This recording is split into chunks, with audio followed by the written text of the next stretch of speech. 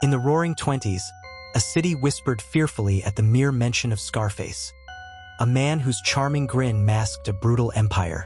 At night, Chicago streets belonged to Alphonse Gabriel Capone. By day, he was a charismatic businessman with political connections and a gleaming smile. But beneath that facade, bullets and blood paved his path to power.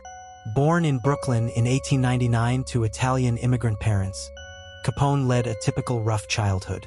At 14, he dropped out of school and joined local gangs. Fast forward to 1920.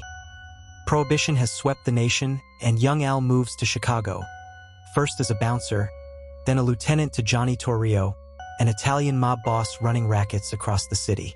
With Torrio's mentorship, Capone mastered bootlegging, racketeering, gambling, and bribery. He financed speakeasies and manipulated police through cash and influence. Capone's empire had two parts: the seductive public persona of philanthropy and the ruthless underworld machinery that enforced it. After Torrio stepped down following a 1925 assassination attempt, Capone inherited the throne. With it came infamy and violence. Capone's power meant eliminating threats. February 14, 1929, Valentine's Day, Chicago awoke to a chilling sniper scene. 7 members of Bugs Moran's North Side gang gunned down in a North Side garage. Though Capone's men were the prime suspects, he always denied involvement, insisting, "Don't worry. Nothing ever happens until after I wake up." The press buzzed, but Capone laughed it off.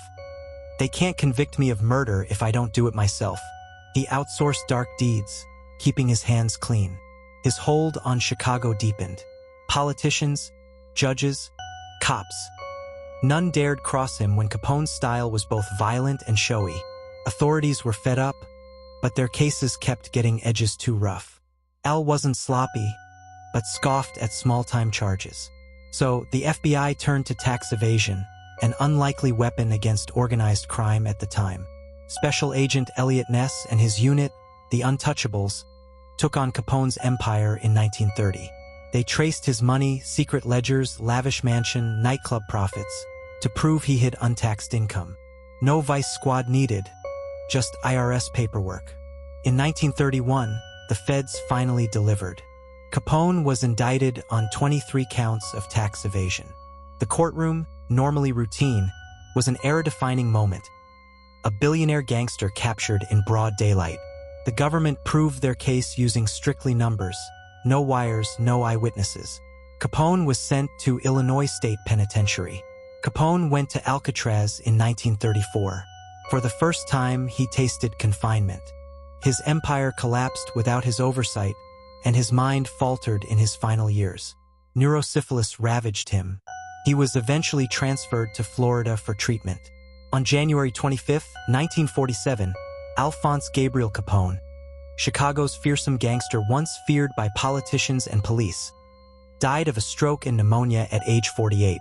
With him died the myth behind Scarface, but the legend endures, reminders of how legal loops using unexpected laws like tax evasion can bring down the untouchable. Capone was more than headlines and violence.